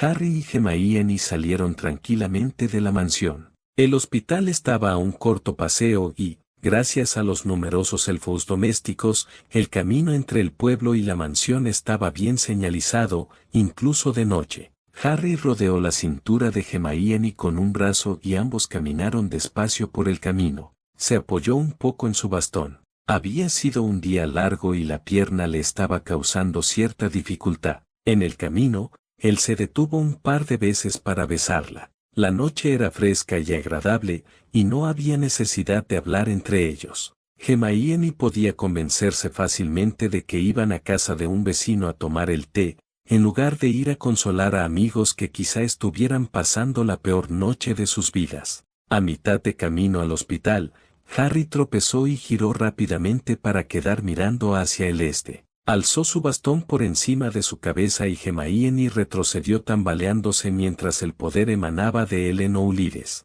El extremo de cristal de su bastón estalló en una luz brillante, disipando la oscuridad de la noche. Lo observó mientras permanecía inmóvil durante unos 2 minutos, luego, la luz se desvaneció y él bajó rápidamente su bastón y se apoyó en él. Respiraba con dificultad, como si acabara de correr una maratón. Acosar. Lo siento, dijo jadeando. La comunicación finalmente se ha interrumpido. Tenía que enviar un mensaje. Ella lo miró con curiosidad, aunque él podía ver claramente las preguntas en sus ojos. Le dije que le habían denegado el pasaporte y el derecho a viajar al extranjero debido a su extrema fealdad.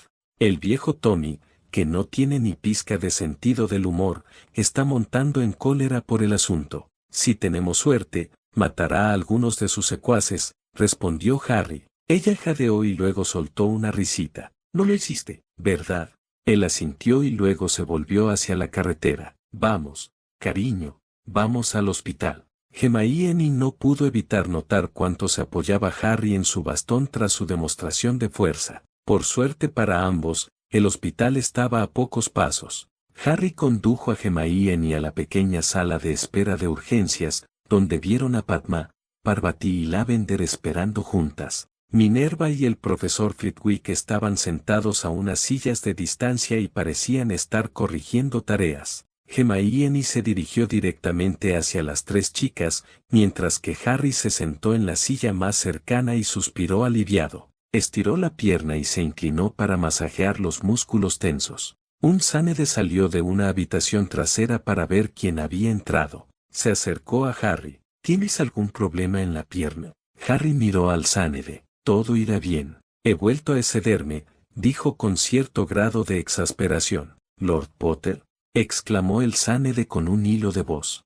Harry parecía avergonzado. Sí, pero soy solo Harry, por favor. ¿Puedo ayudarle con eso? Preguntó el Sánede, señalando su pierna. No, la verdad es que no. Como ya dije, todo irá bien. Estoy aquí esperando con mis amigos, respondió, señalando a Hermione y a los demás. Ah, el equipo de extracción. Muy bien, mi señor. Si necesita algo, no dude en pedirlo. Él asintió y el Sánede regresó a un puesto de enfermería. Harry se puso de pie con dificultad y cojeó hasta donde estaban sentadas Padma y Parvati. Las cuatro chicas le sonrieron mientras él se dejaba caer en una silla. Harry, comenzó Parvati, el año pasado en el colegio, bueno, nosotros, es decir, yo creía. Harry alzó la mano para detener a la Gryffindor. Por favor, no lo digas, Parvati. No había forma de que supieras lo que estaba pasando, y no había forma convincente de que yo pudiera decirte la verdad sin revelar cosas que no podía revelar. Ahora mismo, concentrémonos en reunirte con tu familia, ¿de acuerdo? Parvati miró a Hermione un instante y luego sonrió con picardía. Hermione, perdóname esta vez. Acto seguido, Parvati se inclinó hacia Harry y, antes de que pudiera decir o hacer nada, lo agarró y lo besó con todas sus fuerzas. Al recostarse en su asiento, miró a Hermione. Eres una bruja con mucha suerte, dijo con un suspiro. Hermione sonrió mostrando todos sus dientes y reprimió la tentación de sacarle los ojos a Parvati. Harry parecía conmocionado. Minerva tosió desde su asiento y les lanzó una mirada severa a sus Gryffindors. Harry, por supuesto, no había respondido al beso de Parvati. Negó levemente con la cabeza y le sonrió a Hermione, quien entonces se relajó un poco. Un pequeño tintineo resonó en la habitación. La enfermera del puesto de enfermería levantó la vista y varias personas más entraron desde una habitación trasera. Se colocaron justo fuera de la zona de recepción acordonada. Playa de Brighton, Inglaterra. Tripuri vio como el grupo de sombras se acercaba. Los había divisado cuando empezaban a avanzar por la calle. Sostenía su varita con una mano que le temblaba violentamente. Se movían de un escondite a otro, lo que la puso aún más nerviosa. Eres sanadora, no guerrera. ¿Cómo conocían Padma y Parvati a esos hombres?, se preguntó. Se quedó paralizada cuando uno de ellos se detuvo frente a la tienda y luego se arrodilló junto a la puerta cerrada. El hombre jugueteó con la puerta un momento, luego ella chilló y retrocedió ligeramente cuando el hombre la empujó para abrirla. ¿Cuál es la contraseña?, preguntó con voz temblorosa. Hay un refugio para todos nosotros, siseó el hombre. Ahora, guarda esa varita antes de que lances algún hechizo por accidente. El hombre abrió la puerta de par en par e hizo una seña al resto del grupo. 3 de ellos entraron y se colocaron cerca de la entrada de la tienda, observando la calle. El hombre que había abierto la puerta llevó a otro a hablar con Tripuri. Patty, ¿cuál eres tú? Tete Tripuri, tartamudeó. El hombre sintió. Sí, el curandero. ¿Y tu madre? ¿Está enferma? Sí, tiene varias heridas graves causadas por hechizos y no pude curarla. Los dos hombres intercambiaron una mirada, luego uno asintió al otro. El segundo hombre tomó suavemente a Tripuri del brazo. Llévame con ella. Soy Sánede y tengo pociones conmigo. Tripuri casi sollozó de alivio mientras llevaba a la sanadora a la habitación del fondo. El jefe del equipo los observó marcharse por un momento, y luego se unió a su segundo al mando, agachándose y observando la calle. Estaremos listos para mudarnos tan pronto como el médico nos dé el visto bueno, pero intentaré agilizar el proceso. Manténganse atentos y avisen si llega alguna visita. El hombre asintió y el jefe del equipo se dirigió a la parte trasera del edificio. Dentro del pequeño almacén, se encontró con una escena incongruente. Dos sanadores estaban junto a una mujer menuda, de piel oscura y con el pelo ligeramente canoso. Un hombre pequeño, también de piel oscura, le cantaba en voz baja: «Doctor, ora, Siseo». La sanadora lo miró. «Necesito estabilizarla. Está muy débil. Al menos 5 minutos». El líder comenzó a sentir al oír un silbido bajo. «No creo que tengamos 5 minutos, Doc. Haz lo que puedas, pero sácalos de aquí cuanto antes. Tenemos visitas». Asintiendo, el Sanede sacó una jeringa preparada de su bolsa y se la clavó en el muslo a Sayla. «Es una poción energética con sangre de dragón. Le dará energía, pero tendremos que vigilarla cuando se le pase el efecto», murmuró a Tripuri. Luego sacó una cuerda pequeña y le pasó un extremo. «Traslado. Sujétense todos».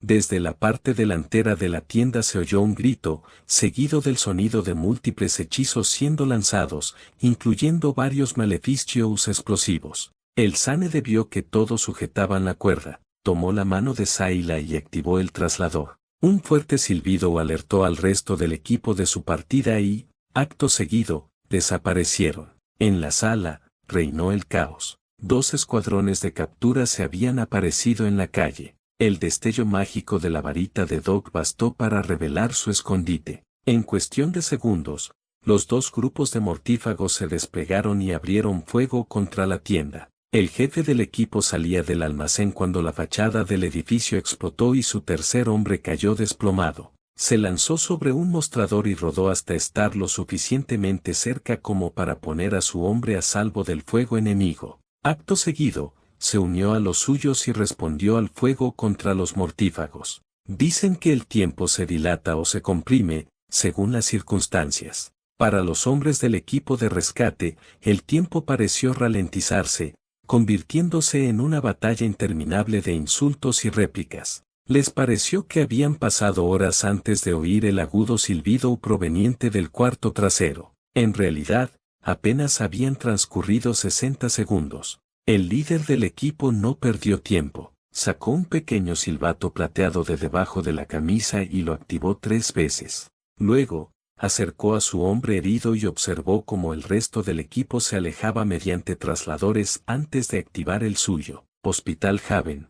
Harry observó con interés la llegada de los Patil. Se acercó a la zona acordonada y se apartó, viendo cómo un Sanede y 2 medibrujas trasladaban a la señora Patil a una camilla flotante, mientras otro Sanede le administraba pociones con una jeringa. El médico del equipo explicó con frialdad lo que había hecho en el campo. A Harry le pareció una especie de ballet coreografiado la forma en que trasladaban a la paciente con tanta fluidez desde la sala de espera hasta las puertas de salida. Gurpreet y Tripuri se dispusieron a seguirlos, pero Padma y Parvati, llorando de alegría, los interceptaron. El Sanede restante les indicó a los 4 que se sentaran a descansar. Les dijo que los revisaría y les traería algo de comer en un momento. De pronto, otra campanilla resonó en la sala y el Sanede alzó la vista con sorpresa y preocupación. Se acercó a Harry. «Algo debe haberle pasado al equipo de rescate», murmuró.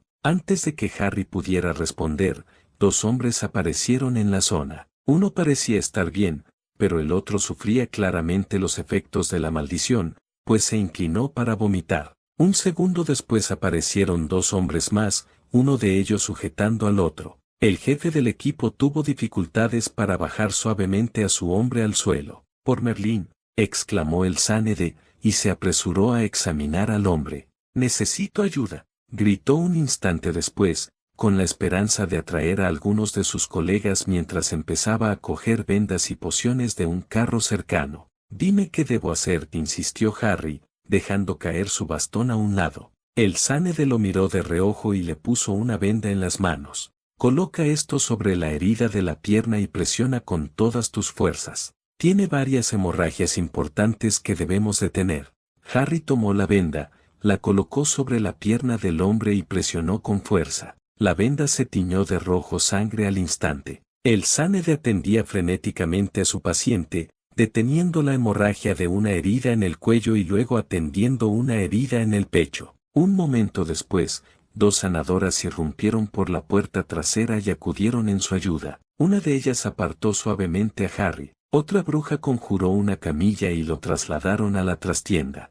Harry se quedó de pie, observándolos alejarse hasta que desaparecieron de su vista, y entonces miró hacia abajo y vio sus manos cubiertas de sangre. Sus pantalones estaban empapados. Parecía desconcertado e inseguro, mirando sus manos. Hermione había estado concentrada en los Patil y no le había prestado mucha atención al segundo recién llegado hasta que ya se dirigían de vuelta a las salas de tratamiento. Se giró y vio a Harry mirando sus manos cubiertas de sangre, y se quedó sin aliento. Minerva alzó la vista y frunció el ceño al ver a Harry. Dejó a un lado su marca y se acercó a él, lanzándole hechizos purificadores mientras se aproximaba. Al ver su tez pálida, lo rodeó con un brazo, lo condujo hasta una silla y se sentó a su lado. No dejaba de mirar las puertas, luego sus manos, como si esperara encontrarlas cubiertas de sangre de nuevo.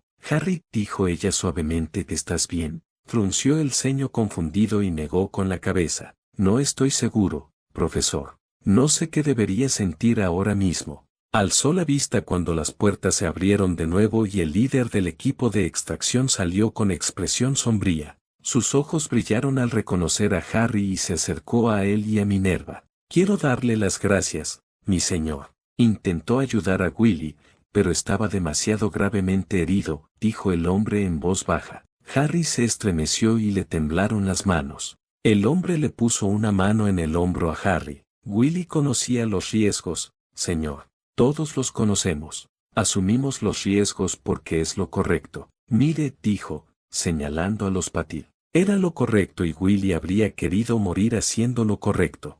Harry lo comprendió. El hombre había muerto luchando por sus ideales, luchando por el derecho a ser libre y a vivir como quería. No podía haber sacrificio más noble. Su pérdida era enorme, pero su vida y su muerte tenían un profundo significado para Harry. ¿De Willy tenía familia? Sí, así fue, pero no te preocupes por ellos. Nosotros cuidamos de los nuestros. ¿Cuál es su nombre, señor?, preguntó Harry. El hombre irradiaba una seguridad que le resultó atractiva. Caleb Newman, señor. Gracias, Caleb. Por favor, avísame si la familia de Willy necesita algo, y digo cualquier cosa. Tú y tu equipo nos hicieron sentir orgullosos esta noche. Caleb se irguió un poco y asintió. Tras disculparse, se reunió con sus compañeros. Harry le dedicó una débil sonrisa a Minerva, luego invocó su bastón y cojeó hasta donde estaba Hermione. Ella lo miró y se mordió levemente el labio inferior. Él negó con la cabeza ante su pregunta tácita. Su expresión era un reflejo de la de él. Se apoyaron el uno en el otro, buscando consuelo mutuo. Cuando finalmente la soltó, esbozó una sonrisa que no llegaba a sus ojos. Apretándole la mano por última vez, caminó hacia la familia Patil. Padma y Parvati estaban cerca de su padre y su hermana mayor. Lavender se quedó a un lado, mirándolas con nostalgia. Él se acercó a los cuatro, asintiendo a las gemelas. El hombre miró a Harry con curiosidad.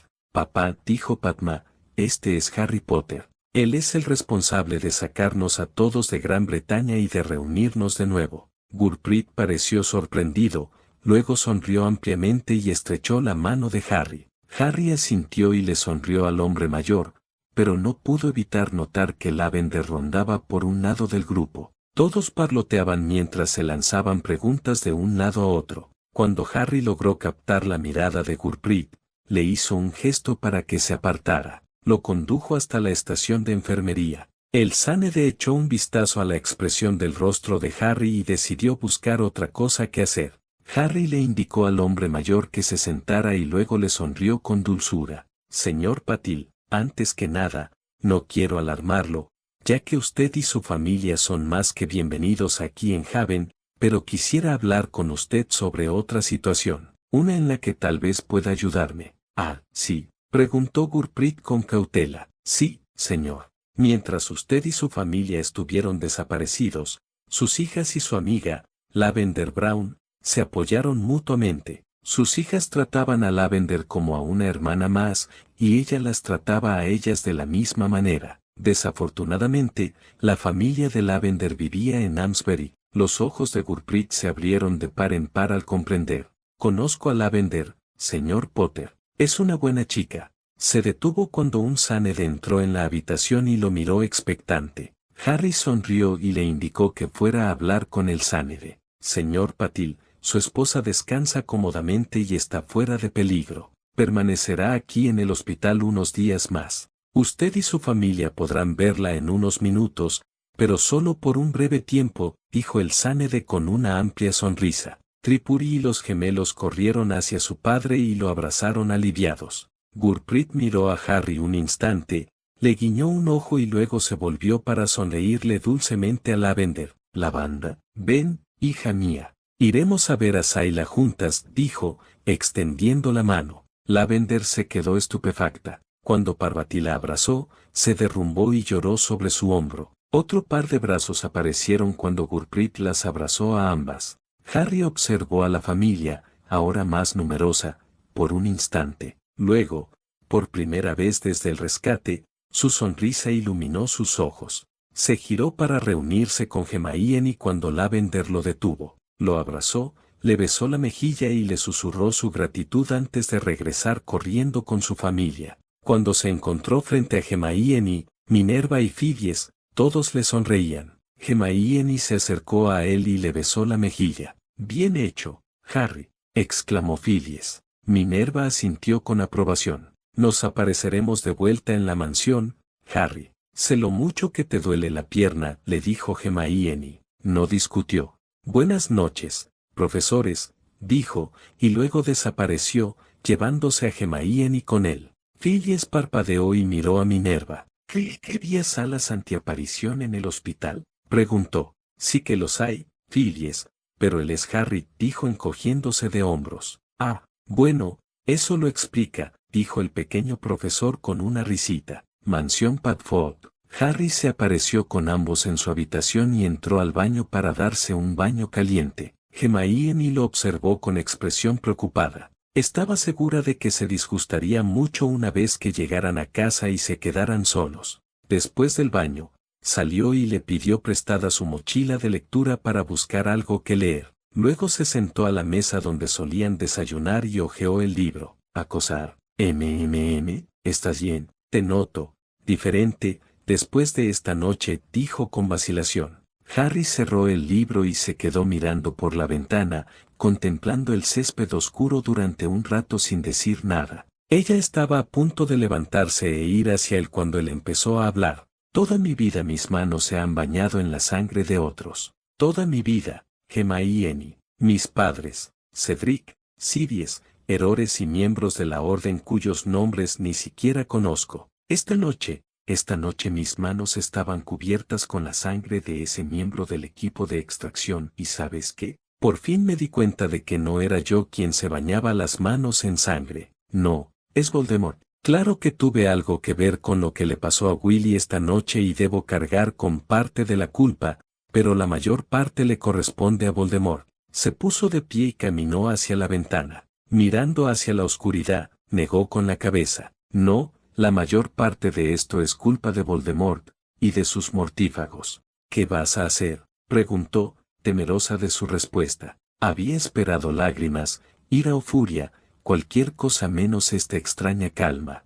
Harry se giró para mirarla y ella quedó impresionada por su aspecto. No era Harry, un mago de sexto curso y jugador ocasional de Quidditch. Era Harry, el líder de Haven. Le sonrió con dulzura. Honraré a Willy y a quienes son como él. Me aseguraré de que el sacrificio que hizo esta noche no haya sido en vano y de que su familia reciba el apoyo necesario. Y gracias a él, redoblaré mis esfuerzos para ganar. Se lo debo a él y a todos los que son como él. ¿Cómo puedes estar tan tranquila? Un hombre prácticamente murió en tus brazos esta noche, preguntó Hermione. Estoy tranquilo porque tengo la suerte de tener una mujer fuerte que me da fuerza. De cara al mundo exterior, tengo que aparentar ser de piedra, firme e inflexible. Tú sabes que no es así. No tengo que fingir ser alguien que no soy por ti, respondió en voz baja. Hermione se acercó por detrás y lo abrazó. Te conozco, Harry Potter. Puede que no lo sepa todo sobre ti, pero pienso aprender. Sin embargo, esto sí lo sé, es hora de que dejes de ser tan firme e inflexible. A Harry se le saltaron las lágrimas en cuanto ella lo abrazó, pero incluso entre lágrimas, logró sonreír ante sus palabras. Ella lo conocía mejor de lo que creía.